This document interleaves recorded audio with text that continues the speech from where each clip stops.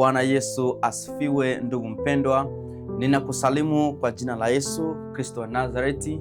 Nina matumaini makubwa sana, sina shaka ndani yangu wewe ni mzima na unaendelea salama. Nataka tu niweze kutangazia kwamba kama mkao wa kuweza kujifunza, na kama una swali basi uliza ili tuweze kujifunza pia kutokana na swali ambayo uko nayo. Leo nina jambo ambalo nataka tuweze kuliangalia kwenye kitabu cha Petro wa kwanza mstari wake wa 5. Kuna baadhi ya vitu ambavyo nataka tuweze kuvizungumzia kwa sisi ambaye tunamwamini Kristo kwa Bwana na Mwokozi wa maisha yetu. Nikujulishe pia kwamba maisha ya Ukristo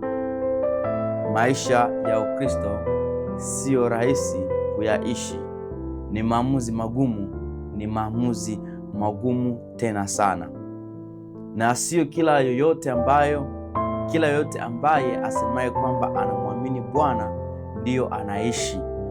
Mwalimu wangu siku nyingi au kila wakati mwalimu wangu anakuwa anatumia kauli moja na kusema ya kwamba anamshangao na watu wengi wanamuita Kristo Bwana, lakini ule ubwana wa Kristo hauonekani ndani yao, akimaanisha kwamba kama Kristo ni Bwana na tunajua nafasi ya Bwana inavyofanya, tunajua cheo, tunajua tabia ya kibwana, yani ni mtawala ambaye anatawala, ni mmiliki, ni kiongozi.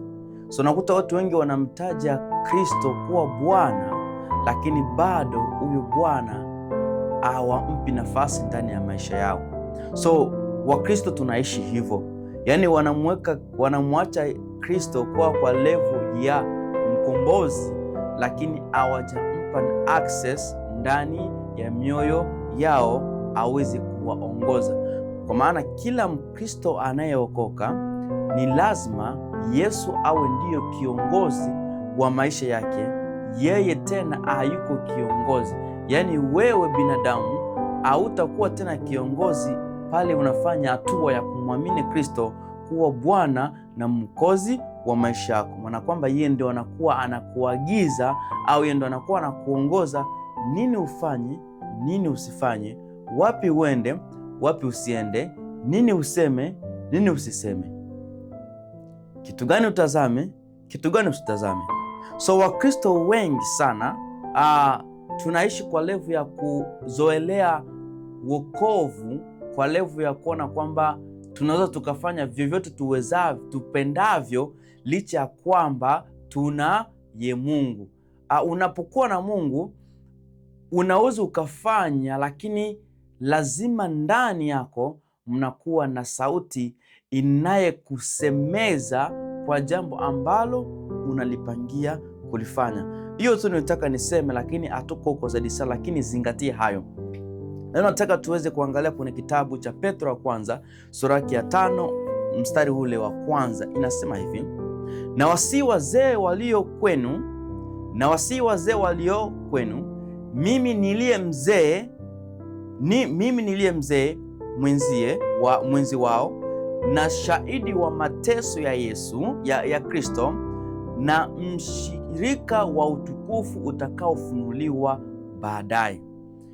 Petro hapa anaanza, kuna ujumbe anautuma mahali kwa sisi tulioamini na wazee ambao wanalichunga kundi la Bwana, yani wachungaji au baraza la kanisa, waskofu, wachungaji, wainjilisti, mitume na manabii. Yani anatuma ujumbe kwa sisi watu ambaye tunasimamia watu wa Mungu. Yani anatuma barua kwa viongozi. Na neno mzee hapa nataka uweze kuelewa, mara nyingi Biblia inapozungumzia mzee na ujana uwe na kutafakari ng'ambo mbili. Kuna nafasi ya kwanza inaongelea uzee katika umri, pia inaongelea uzee katika kumjua Mungu. Pia katika ujana maandiko matakatifu inaweza kuwa inaongelea ujana katika kumjua Mungu, pia ujana katika umri ya miaka. Na usoma maandiko inaposema mzee au wazee walio kwenu, haijamaanisha kwamba ni wazee tu wa imvi. Haijamaanisha ni wazee wa miaka 80 au miaka 80, 50 na kuendelea. No, haijamaanisha hivyo, lakini anatuma kwa viongozi, yani wanaochunga kundi la Mungu. Anatuma ya kwamba nawasii, kuna jambo anawasii, anasema nawasii wazee walio kwenu, mimi niliye mzee mwenzi wao. Tukumbuke Petro, huyu bwana Petro alikuwa ni mwanafunzi wa Yesu na ana experience kubwa sana tofauti na wengine, kwa sababu alimwona Yesu, alimgusa Yesu, walikaa pamoja, ana experience, alipewa kufunuliwa kuhusu Yesu. So unakuta Petro anaposema ya kwamba wazima, na kwamba katika umri ya kumjua Kristo ya imani, yeye ni mzee. Saizi usistuke na mtu wote ni mzee wa kanisa kwa sababu ana imvi, lakini katika ulimwengu wa kiroho au katika level ya imani bado yeye ni kijana. Na hiyo inabidi tu wa makini sana, viongozi au Wakristo wote duniani. Usione kila mzee yoyote ana imvi. Ili niliseme kwa wachungaji, msione kwa sababu ndani ya kanisa kuna wazee wa imvi, kuna wazee wa miaka wanastahili nafasi ya kuwa kiongozi. Hiyo inaweza kuwa ni bora, lakini katika ulimwengu wa roho au katika ulimwengu wa imani tunao ni kwamba mzee ni mtu ambaye anayefikiri mbali, ni mtu ambaye anayewaza mbali, ni mtu ambaye ana ufahamu wa kina zaidi kuhusu mambo ya imani. Kuna wazee wana hekima katika masuala ya kawaida, lakini kuwepo na hekima ya kizee kwa njia ya imani wanaikosa. So hapa wachungaji lazima muwe makini. Sio kila mzee mnamwona anafaa kuwa kwenye baraza la kanisa, lakini ni kuwa na makini kwa hilo. Basi tuendelee. Petro anasema anawasihi. Kuna jambo gani anawasihi? Mimi na wewe hatujui, lakini tutazidi kusoma hapa tuelewe kitu gani anawasihi. Anawasihi nini hawa wazee ambao wako huko anayowatumia, au wazee wote wanaolisimamia kanisa la Mungu au mioyo ya watakatifu? Anasema kwamba yeye ni shahidi wa mateso ya Kristo, ya kwamba anajijua yeye kwamba alishuhudia mateso, aliona, alimgusa, alitembea naye, walikaa na mshirika wa utukufu utakaofunuliwa baadaye. Pia yeye anasema yeye ni mzee, yeye amefanyaje? Ameshuhudia kuteswa kwa Yesu, pia na mshirika wa utukufu utakaofunuliwa. Basi nini jambo gani ambalo anawasihi? Anasema katika sura yake ya pili, mstari wa pili, lichungeni kundi la Mungu lililo kwenu na kulisimamia. Haleluya! Lichungeni kundi la Mungu lililo kwenu na kulisimamia. Bwana Yesu asifiwe. Petro anachowasihi ni kwamba walichunge kundi la Mungu lililo kwenu na kulisimamia. Lichungeni na kulisimamia. Kumbe kuna kuchunga kundi la Kristo na kulisimamia kundi la Kristo. Ndio vitu vile ambavyo anawasihi. Alafu anawaambia sasa, mnapolichunga na kulisimamia, anaongeza na jambo lingine ni kwamba si kwa kulazimishwa.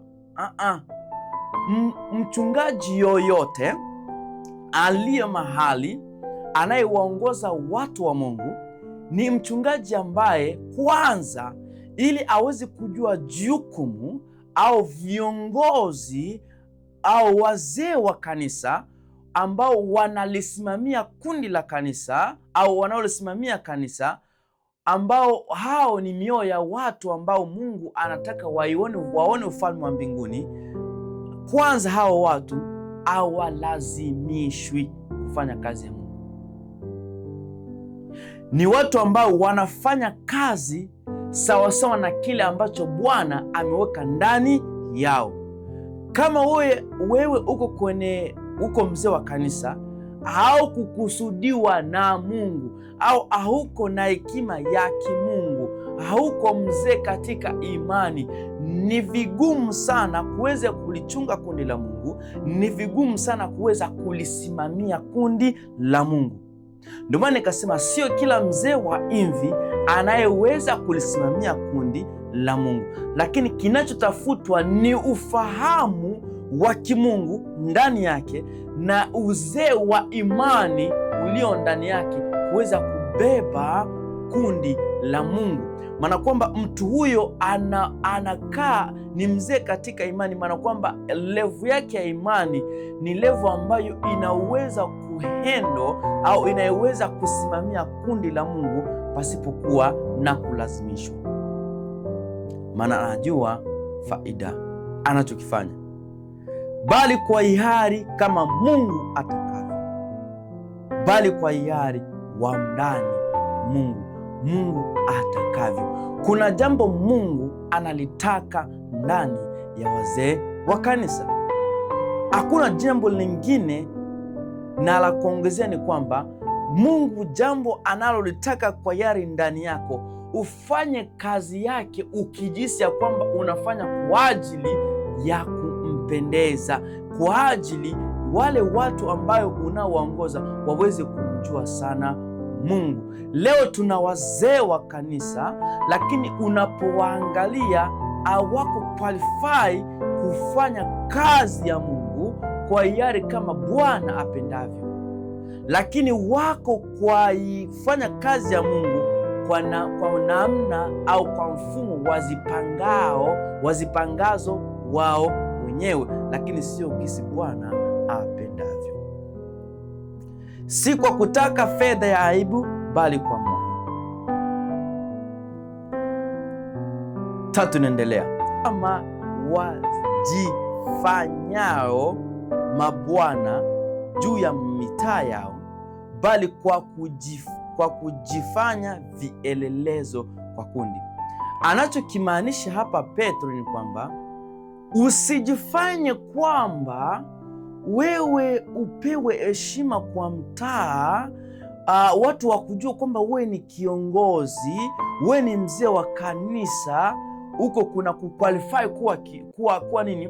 Kuwa kiongozi inakuqualify wewe ukuwe mzee wa kanisa. Kuna jambo ambalo linabidi liwe ni kwamba bali kwa kujifanya vielelezo kwa lile kundi. Kiongozi yoyote aliye ndani ya kanisa ni lazima aweze kuwa kielelezo kwa mambo ya imani ndani ya kundi.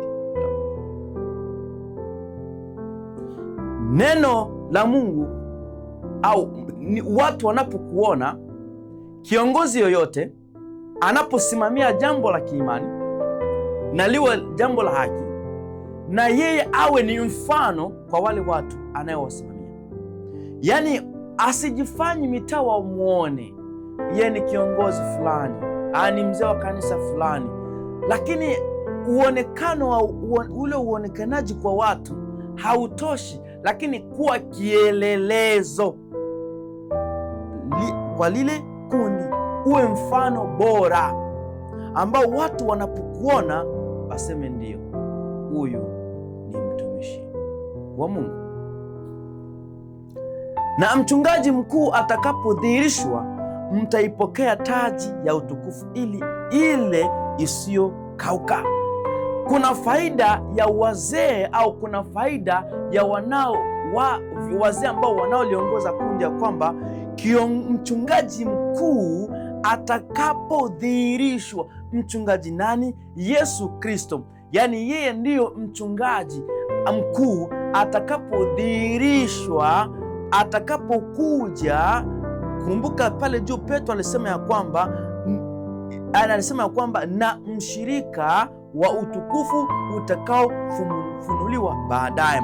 Katika utukufu utakaofunuliwa baadaye, mchungaji mkuu atakapodhihirishwa katika mataifa wote, atatupatia taji isiyofanyaje. Tuseme hapo, inasema isiyofanyaje, inasema isiyokauka.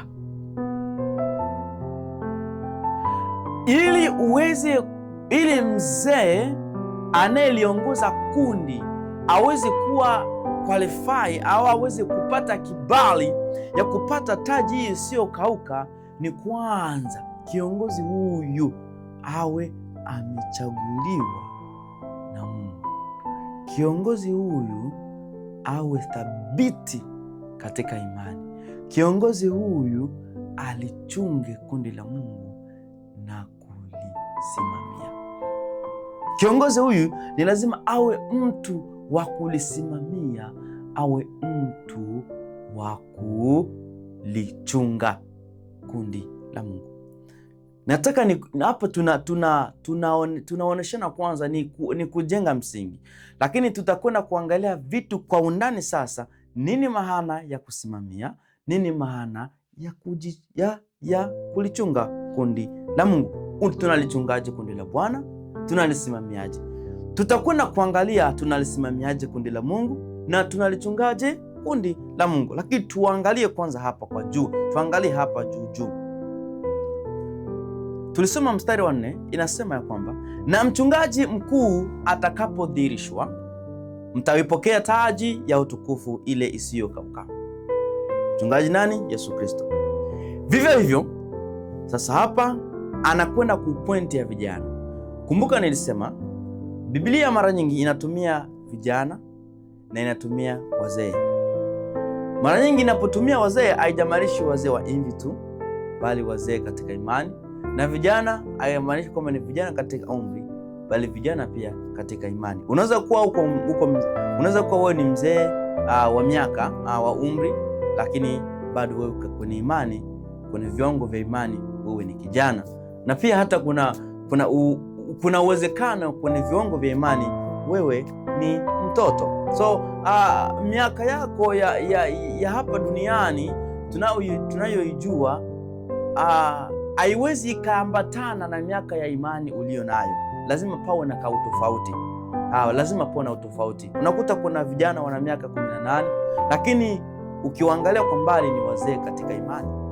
Ni wazee katika imani. Lakini leo shida kubwa ni kwamba madhehebu zetu ambazo tunazo siku hizi ni kwamba wanaona vijana katika miaka tu, hawaangalii uwedha, ufahamu wa kiimani au maarifa ya kimungu iliyo ndani yao, kwamba wanaweza kuwa viongozi wakuu kwenye kundi la Mungu. Hiyo iko hivyo, lakini hiyo isikusumbue sana. Jambo ambalo inabidi ulizingatie sana, jenga mahusiano yako na Mungu uweze kuwa thabiti katika imani. Basi tuangalie jambo limoja hapa. Jambo lingine ni kwamba Petro anakuwa na kuzungumzia vijana. Tunaona jambo la kwanza alizungumzia wazee wanaolisimamia kundi la Mungu.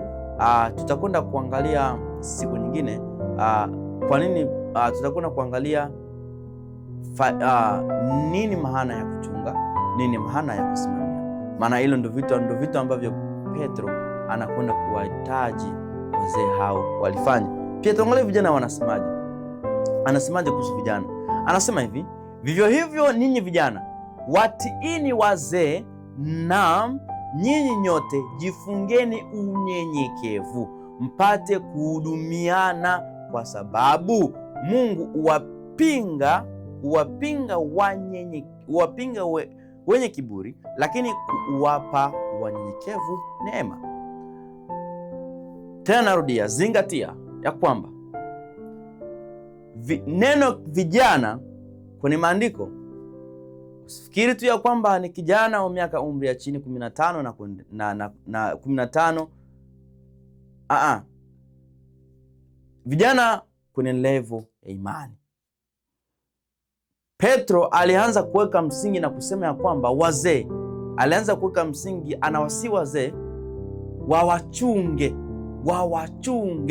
wanani? Watu wa Mungu, au waichunge mioyo ya Mungu waliokabidhiwa na Mungu.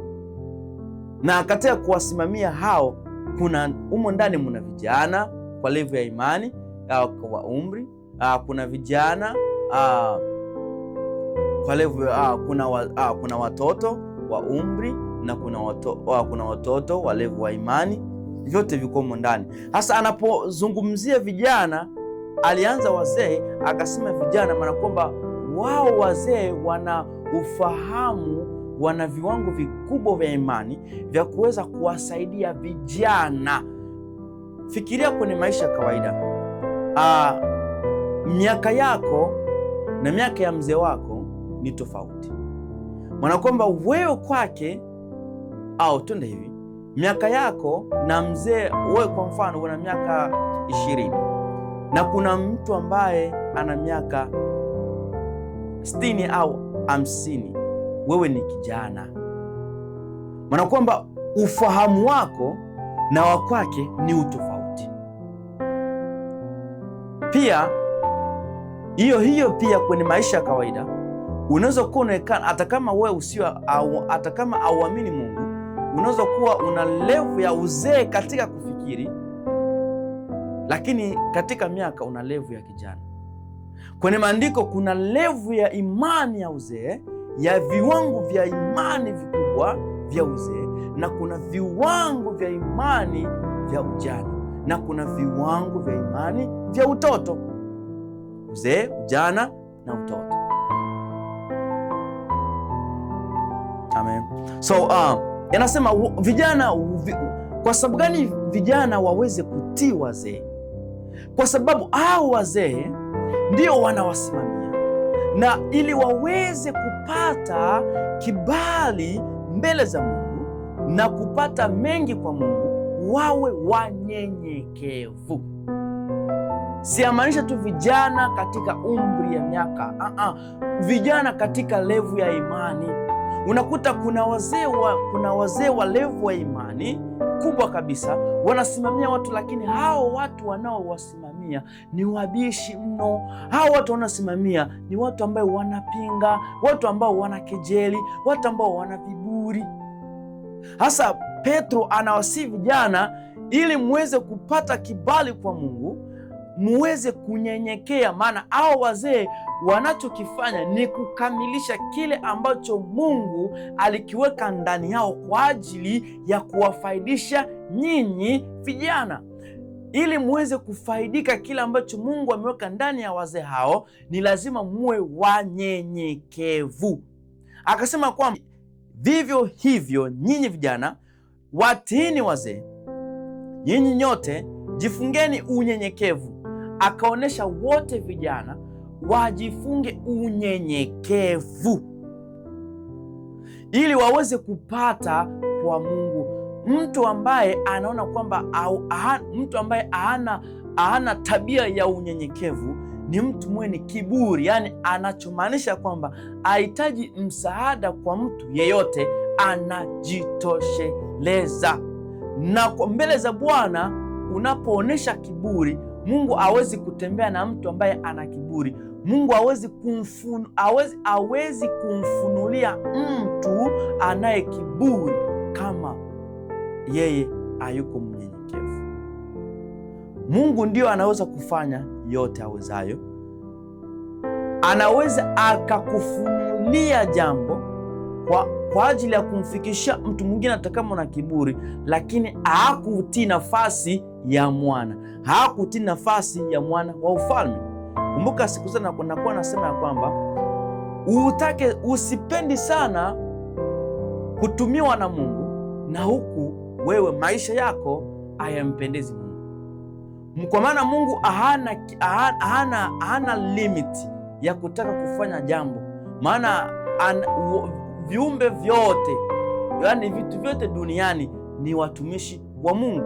Hasa kuna ule utumishi wa kuqualify kuwa ni mtumishi wa Mungu na huyo anatarajia kuona ufalme. Lakini kuna watu Mungu anaweza kuachia jambo ndani yake akilifanya, lakini hana Mungu.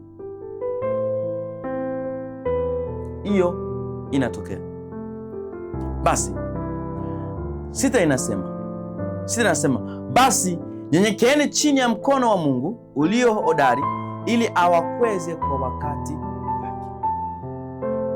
huku mkitwika yeye fedheha zenu zote, kwa maana yeye hujishughulisha sana kwa mambo yenu. Yaani masumbuko yetu, mahuzuni yetu, nini chote, vitu vyote ambavyo vinatusumbua, tuweze kumkabidhi Mungu. Yeye ndiye anashughulika na mateso yetu.